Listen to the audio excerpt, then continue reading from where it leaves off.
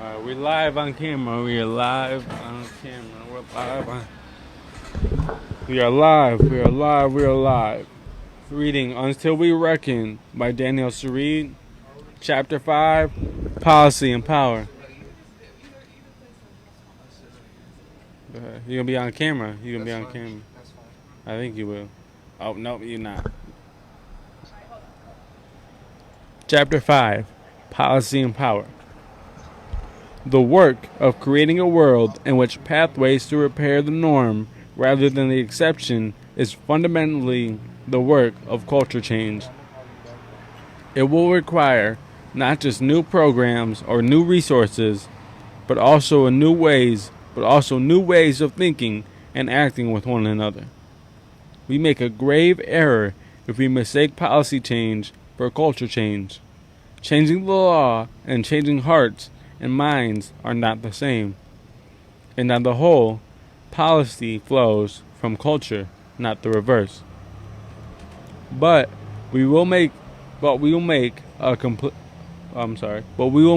comparably grave error if we wait for the culture to change before changing our policies. Or if we underestimate the ways in which policy, when deployed accountably and strategically, can remove barriers, foster supports, and be mobilized as a force for larger shifts. How I sound? Does it sound good? Damn. Sound good? Somebody taking pictures. I've changed things up for a little bit. Policy then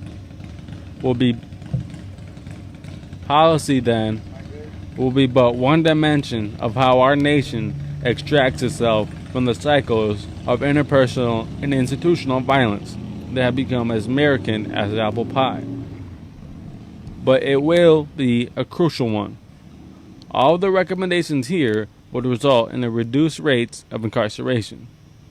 These shifts are likely to raise concerns that less prison will mean less violence. These shifts are likely to raise concerns that less prison will mean more violence. I'll see you, man. I'll see you. Be safe. Be easy.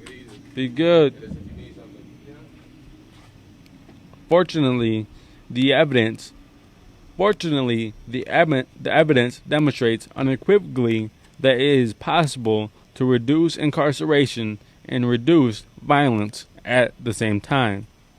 A recent Justice Strategies and Harvard study documented the phenomenon in New York City, where serious crime fell by 58% from 1994 to 2014.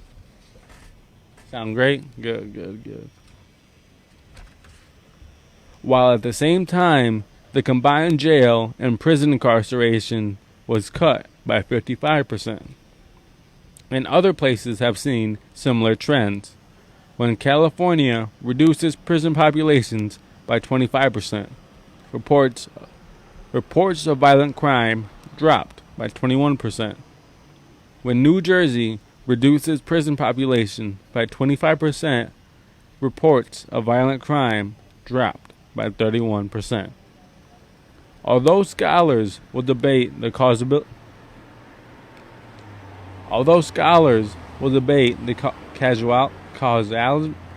damn, I'm fucking that word up. My fault. The casuality? Okay, there we go. The casuality. Although scholars will debate the casuality in these changes, the correlation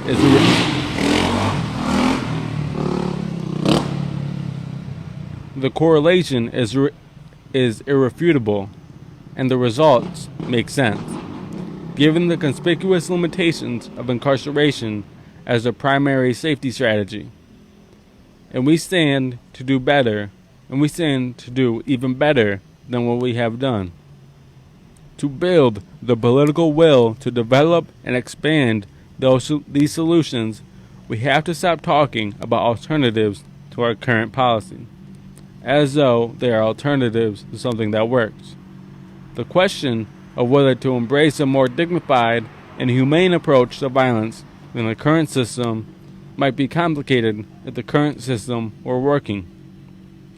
But when that current system is failing, the burden of proof shifts. We should not be asking whether there's an appetite or opening for something new. We should be asking whether there is any moral or practical reason or practical basis whatsoever for continuing with the old. Thus far, only a tiny fraction of our policy reform efforts have dared to touch the question of violence. It is time for that to change. I believe we are ready. But if we are not ready, then perhaps it is because we will never become ready other than by beginning. So, let us begin. Writing our sentencing policies. Hello. Good. How you doing? Have a good night. Writing our sentencing policies. Any policy change that seeks to address the long-standing history of racial inequity in the United States and the intergenerational impacts that arise from mass incarcerations will have to contend with the way the criminal justice system sentences people. This cannot be solved through tinkering. It will require a large-scale overhaul of how we approach crime and punishment.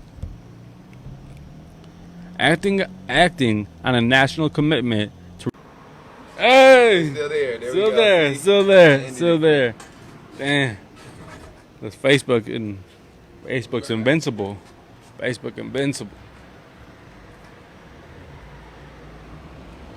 Okay, let's see. Damn. Okay. Acting on a national commitment to reduce violence will require inverting the logic that has driven out our sentencing policy for the past several decades. We will have to restructure our punishment codes to allow for accountability, repair, and restoration. Excessive sentences are the enemy of those aspirations. Lengthy sentences offer diminished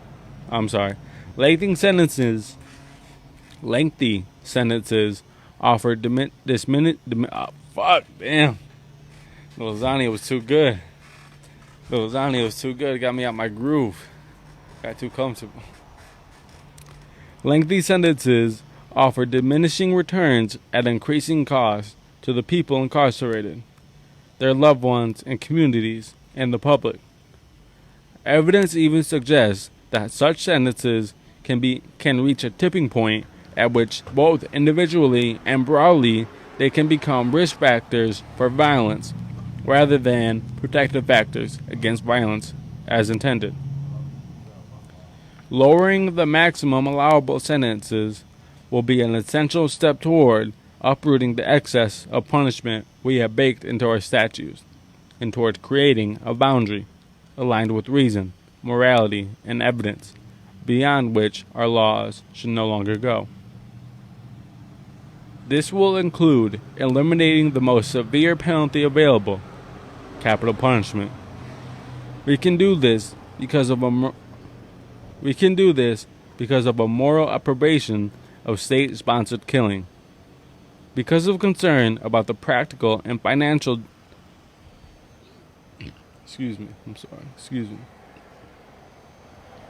Because of concern about the practical and financial drain its places on the system throughout the necessary appellate process, because of its inefficacy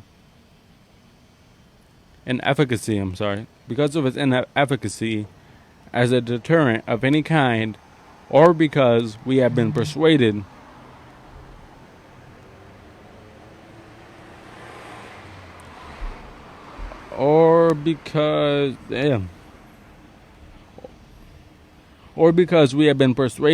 of the imperfection of the criminal justice system, and we know that any time we have the death penalty, we will inevitably execute some people who are innocent.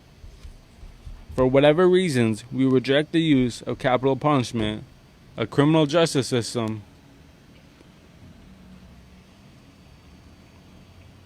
For whatever reasons we reject the use of capital punishment, a criminal justice system that opposes violence cannot have killing as its maximum penalty and still achieve its aims. I like that. I like that.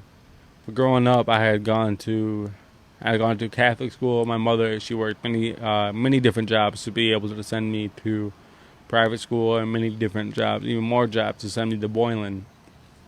And this was always interesting to me that typically a lot of these people who were normally conservative or normally who would be conservative on all other policies, who would be conservative in all other facets of the government and all other facets of politics, that and Catholicism at least, that this was heavily ingrained with me throughout, I'd say throughout middle school and into all of high school, that capital punishment is bad.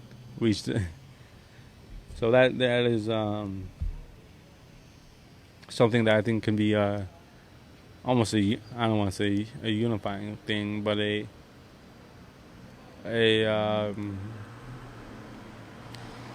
many different people have the opinion that capital punishment is wrong, whether that's moral reasons or just religious reasons or moral reasons or just personal beliefs or justice reasons.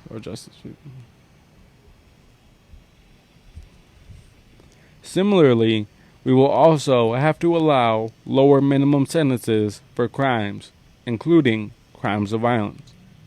This means, first and foremost, the elimination of mandatory minimums.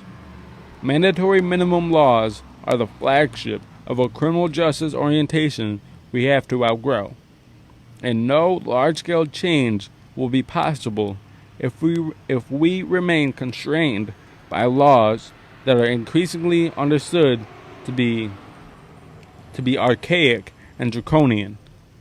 The elimination of mandatory minimums will also require eliminating or rolling back the host of three-strike laws that compound penalties exponentially for people with multiple convictions. These laws place some of the narrowest and most illogical constraints on the sound exercise of discretion and will have to be removed for any system to be empowered to act as humanely and rationally as possible. When sentencing guidelines still recommend, even if they do not require, a minimum sentence of jail or prison time, those guidelines should allow consideration of public safety, the needs and wishes of survivors, the age and circumstances of the person responsible for harm, the social and financial costs to community and society for. Let's start this whole thing over. Go ahead and share this live. Let's see. Where were we? Let's start this whole thing over. When sentencing guidelines still recommend a minimum sentence of jail or prison time, those guidelines should allow consideration of public safety, the needs and wishes of survivors, the age and circumstances of the person responsible for harm, the social and financial cost to community and society of incarcerating the person, and the availability of other options, such as diversion programs, that may be capable of producing better short and long-term results than imprisonment can. These alternatives to prison must be available, even for the most serious crimes, when a reasonable set of criteria are met. The criteria might include the wishes of the survivor, the criteria might include the wishes of the survivor, the availability of diversion programs with a demonstrated record of success, the willingness and capability of the responsible person to engage in a meaningful accountability or treatment process, and any remaining risk to public safety, not managed by the alternative to incarceration. Ultimately, these solutions have to become the default from which we deviate in exceptional circumstances. Okay, thank you. I'm good. Let's see. Damn. Okay. And I drank my coconut water. Now I'm up. Now I got a lot of energy. I've been running through these coconut waters. They got me too up. You get away from them. In this way, incarceration has to be rendered an option of last resort, so that ultimately we would talk not out of community-based interventions as alternatives to incarceration, but of incarceration as an alternative to community interventions. One we deploy sparingly and reluctantly, with full awareness of its drawbacks and risk. We have seen the substantial movement in this direction in the juvenile justice area, where arrest rates are plummeting, incarceration rates are down from their peak by more than half, and systems increasingly rely on responses other than incarceration to address even serious harm. But on the adult side of the system, even where broad networks of alternatives to incarceration, interventions, and treatment programs exist, few jurisdictions make these options available when someone has committed violence. Many people assume, and correctly, that incarceration is the toughest response to crime. But in fact, some dignified, humane alternatives to prison turn out to be more difficult and more effective, perhaps in part because of what they require of the person to participate. Of the people who would participate, rather. This is true of some substance use programs that have demonstrably reduced recidivism more efficiently than incarceration.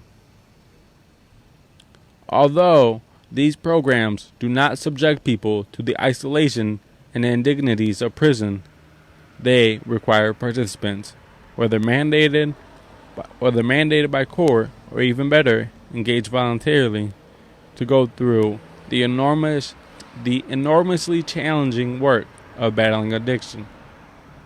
In New York City, numerous alternatives to incarceration that address a combination of nonviolent crimes and lower level violent crimes have demonstrated better safety outcomes than prison has.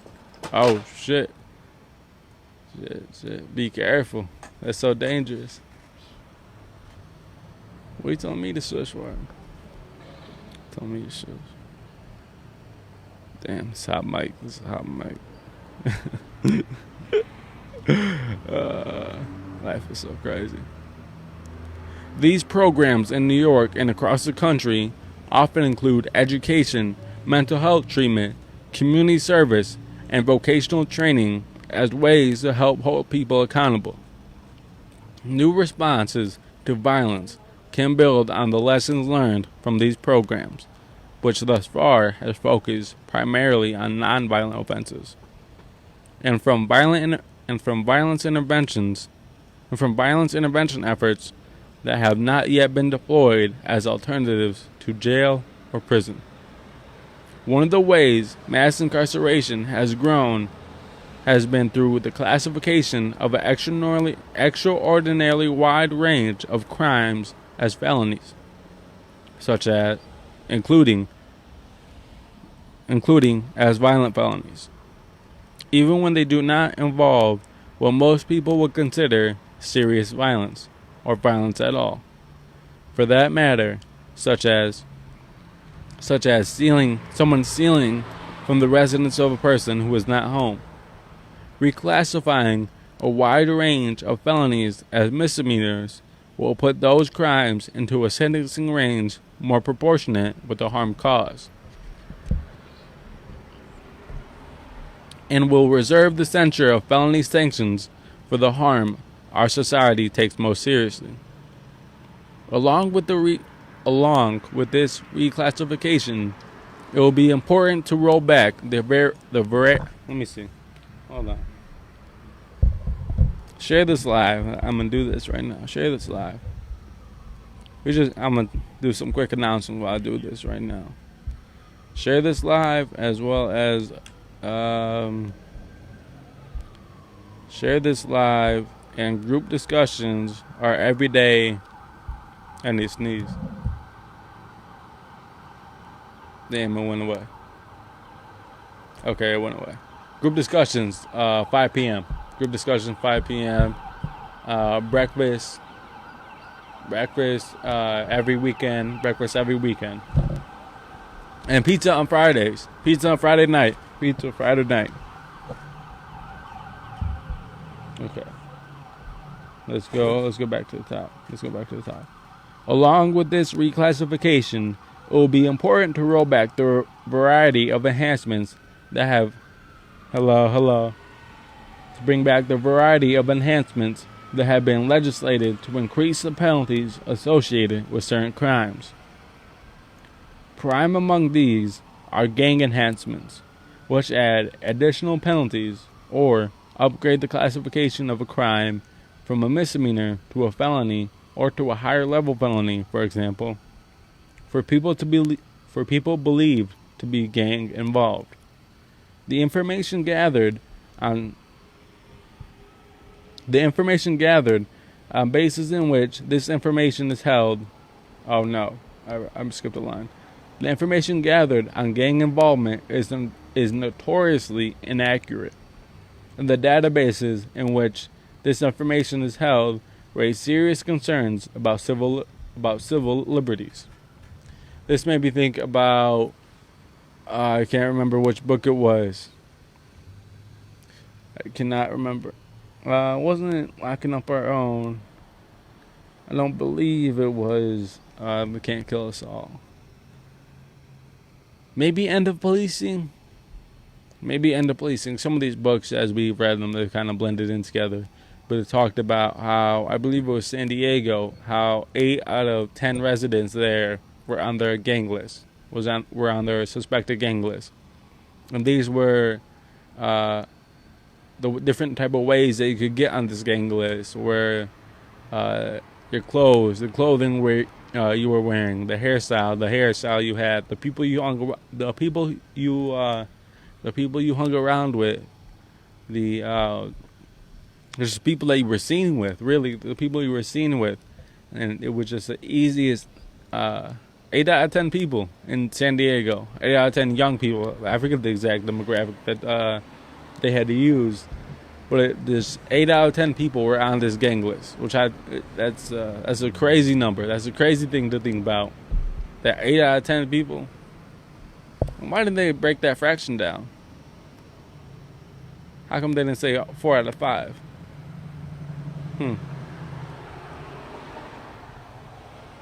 Okay. I don't know why I just thought about that. I'm sorry. Coconut water got me tripping. Okay. Information about people can be placed in these databases without their knowledge. People are often included based solely on their social connection to others in the database who have criminal histories. There is no standard mechanisms to remove people from these databases, and no way for a person to contest being included in these lists. These lists and the enhancements they power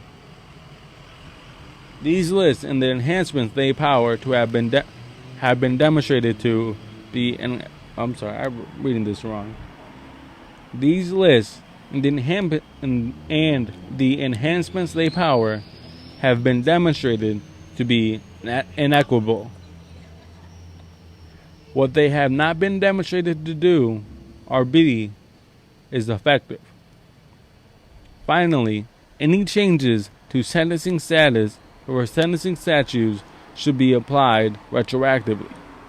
It is important to remember that these changes are not simply reform, they are a form of societal repair. There is arguably no one more entitled to that repair than someone who has paid and is continually paying the price for our misjudgment and mistakes. This means that sentencing reform can and should include releasing people who are currently incarcerated, as well as supporting them when they come home. I really like that. I really like that line a lot, because as weed has become more popular, I don't even really want to say more popular. As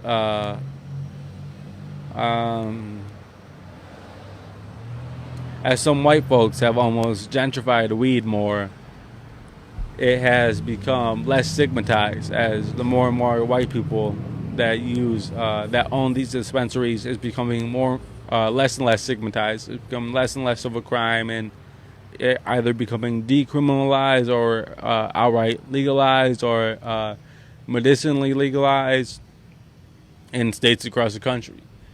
But that doesn't take into effect all the people who are currently in jail in those states for weed crimes, for marijuana crimes. It doesn't account for the people who have spent years and life in prison who have already died in prison due to these draconian and archaic marijuana laws.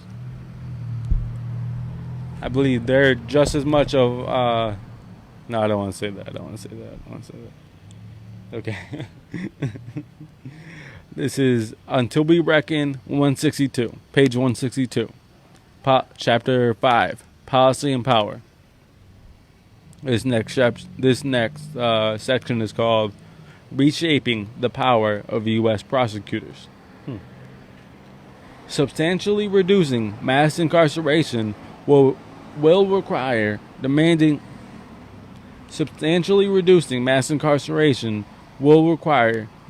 that prosecutors use their discretion to rely on jail and prison as a last resort, constrained by values of fairness and parsimony and parsimony. I don't know. And only to the degree necessary to ensure safety. For instances of violence that result in arrest, no amount of building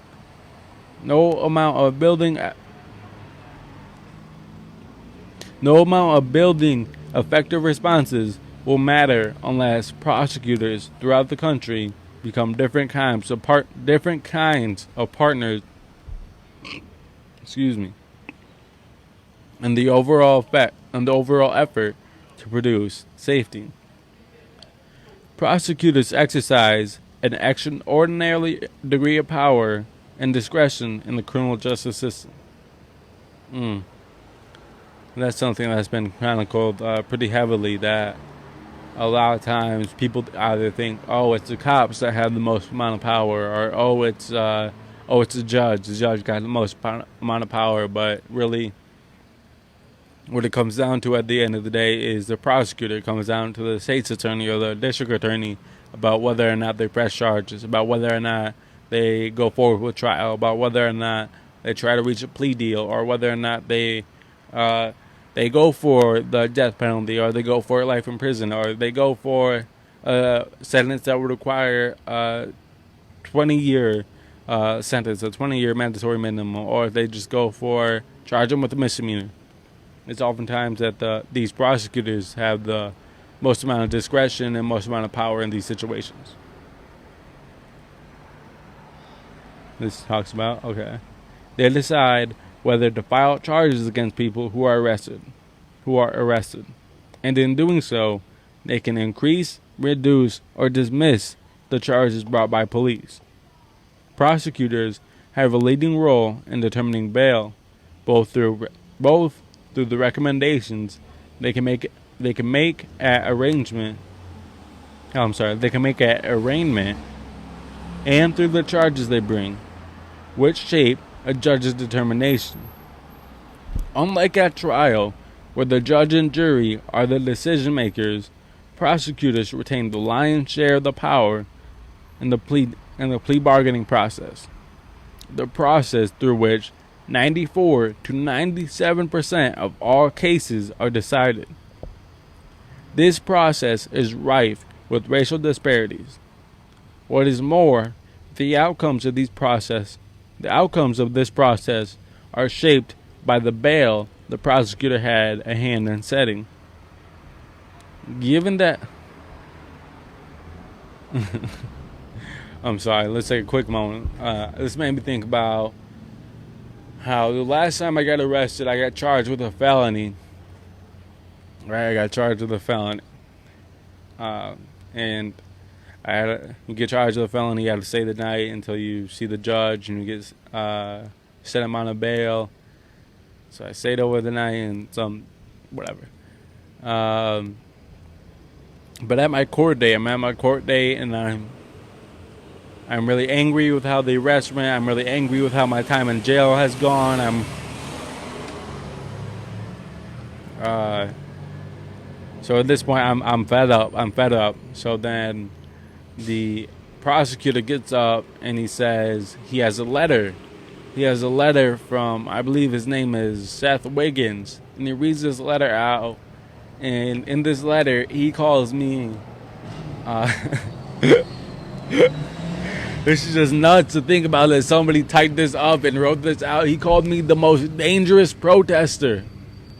That is nuts that somebody said that about me. That is nuts that somebody tried to decide my freedom. That somebody that has a lot amount of input and power trying to decide my freedom called me the most dangerous protester. That is absolutely nuts. I'm not dangerous. I'm not like I don't try to be like no type of badass tough guy or nothing like that. I'm just me. So for them to be talking about the discretion and the power people have at bail and things like that, it just made me laugh and think about some of the experiences that I went through. I forget what exact. I think my bail was $2,500. I think so. I think my bail was $2,500. This man called me the most dangerous protester for no reason. For no reason. Okay.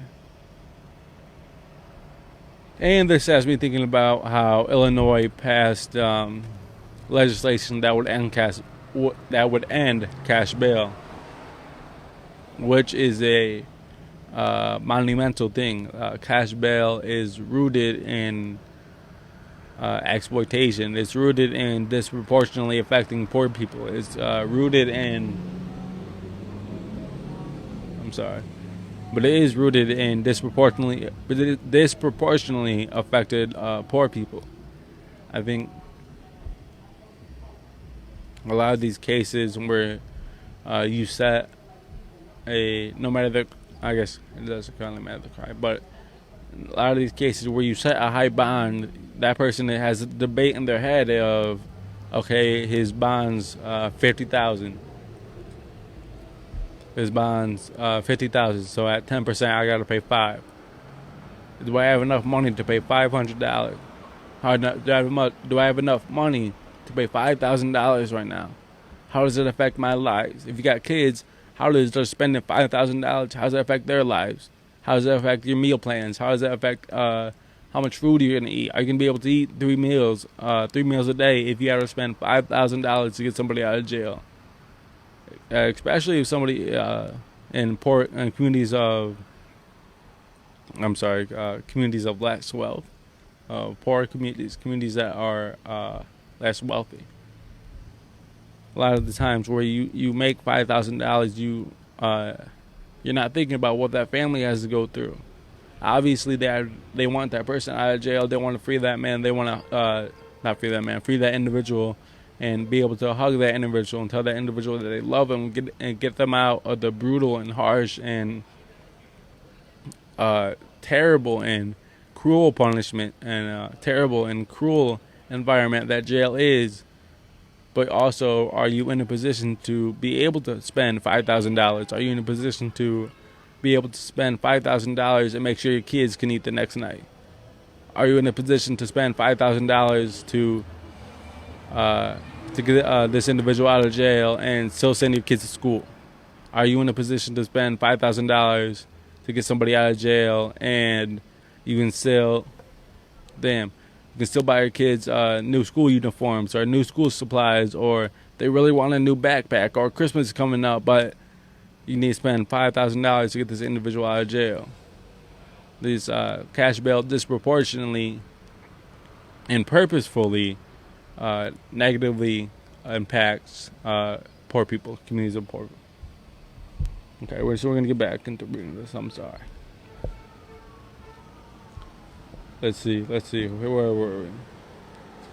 Okay. Right here.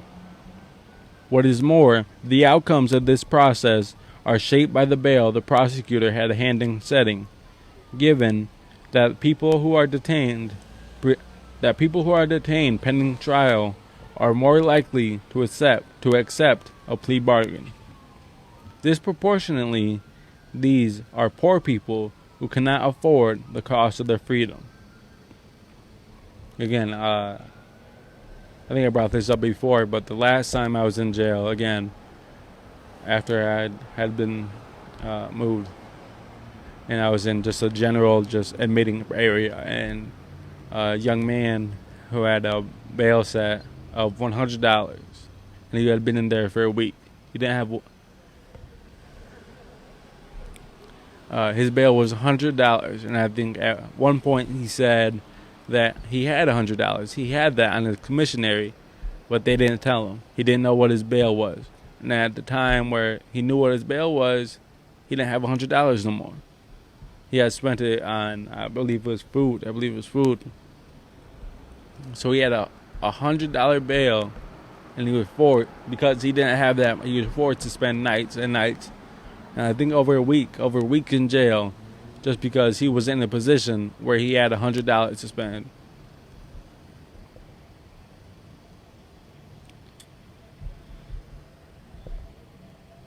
Oh, this light went out. Damn.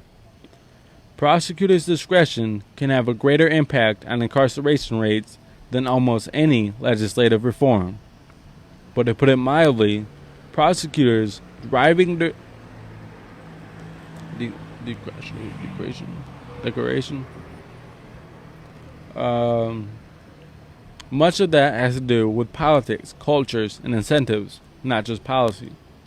Prosecutor's office, and the public typically measure a prosecutor's success, whether an elected district attorney or an entry-level assistant district attorney, by the number and severity of convictions and sentences he or she secures. Prosecutors' practices will change substantially only if they define success differently, and if their constituents join them in doing so. This includes prioritizing more nuanced results like fairness. All right, I gotta look this word up. This word came up again. I gotta look this word up. I apologize. Tune in. I gotta look this. How do you say this word? And what does it mean? Okay, give me 1 second. All right. Yes, I did mean that. Let me see. Parsimony. Parsimony? I want to say parsimony. Parsimony. Extreme unwillingness to spend money or use resources. Oh, so it mean like frugal.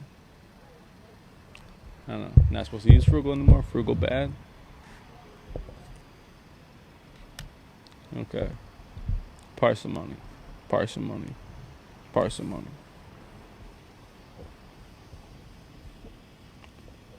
Okay. This includes prioritizing more nuanced results like fairness, parsimony, rehabilitation, and safety over the blunt outputs of lengthy sentences. This shift is not unthinkable, and in some places it is underway.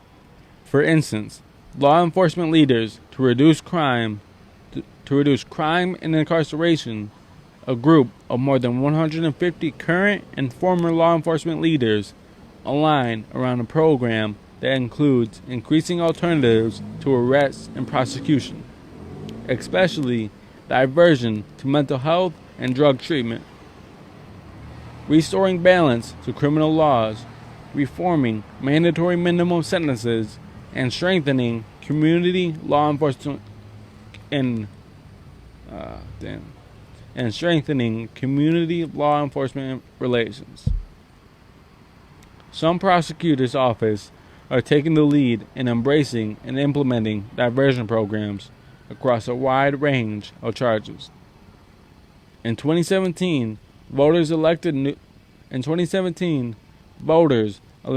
local prosecutors who ran on platforms that include the promise of reducing the overuse of incarcerations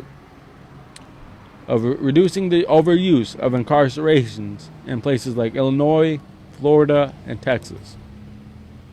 In 2018, Eric Gonzalez was elected Brooklyn District Attorney with a campaign that promised a continuation and expansion of District Attorney Kenneth Thompson's progressive legacy. Larry Krasner, a well-known civil rights attorney and public defender, was elected District Attorney of Philadelphia on an unapologetic reform platform that same year, and a number of new candidates are right behind them. This new wave of candidates stands to be a transformative effect on criminal justice practice and policy. In recent years, 85% of prosecutor elections went uncontested.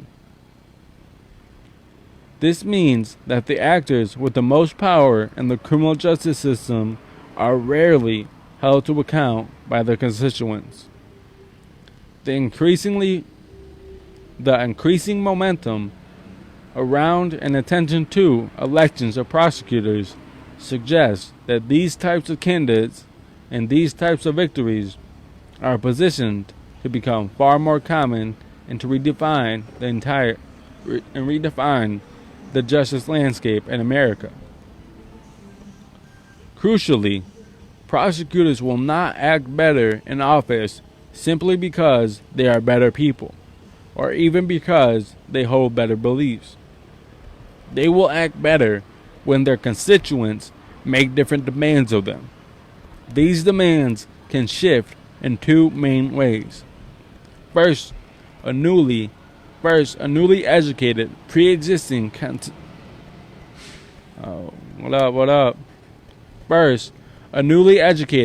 pre-existing constituency can demand different outcomes than it did previously. The potential for this is starting to skip. I can hear it. Okay, we're going to take a quick little break. We're going to get some new batteries in the mic. It's starting to skip, have some mic problems. We're going to take a quick break, get some new batteries in here. We'll be right back. We'll be right back reading Chapter 5, Policy and Power, until we wreck it.